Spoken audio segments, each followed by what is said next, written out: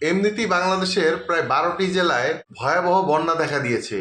এর উপরে গতকালকে গভীর রাতে ফারাক্কাবাদের প্রায় 109টি দরজা খুলে দিয়েছে ভারত। যখনই ভারতে বন্যা দেখা দেয় তখনই ভারত বাংলাদেশের উপর এভাবে পানি ছেড়ে দেয়।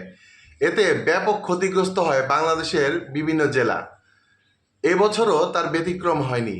ভারত বাংলাদেশের উপর ফারাক্কাবাদের প্রায় 109টি দরজা খুলে দেওয়াতে বিভিন্ন জেলায় ভয়াবহ বন্যা পরিস্থিতি দেখা দিয়েছে। সরকারের পক্ষ থেকে বিভিন্ন জেলায় ত্রাণ পাঠানো হচ্ছে। বিভিন্ন রাজনৈতিক এবং সামাজিক সংগঠন বন্যার্তদের পাশে দাঁড়াচ্ছে। কিন্তু এই পরিস্থিতির কোনো পার্মানেন্ট সমাধান বাংলাদেশ করতে পারছে না। ফারাক্কাবাদ, টিপাইমুখবাদ, তিস্তাবাদের মতো ব্যারেজগুলো খুলে দিয়ে প্রতি বছর ভারত বাংলাদেশের উপর লক্ষ লক্ষ কিউসেক পানি ছেড়ে দেয় এবং এই পানিতে বাংলাদেশে ভয়াবহ বন্যার সৃষ্টি হয়।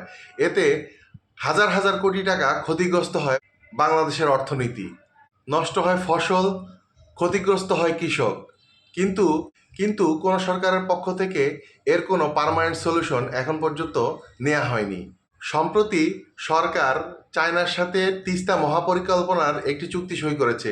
এই চুক্তিটি যদি বাস্তবায়িত হয় তাহলে অন্ততপক্ষে উত্তরবঙ্গের মানুষ বন্যার হাত থেকে রক্ষা পাবে বলে মনে করছেন বিশ্লেষকরা।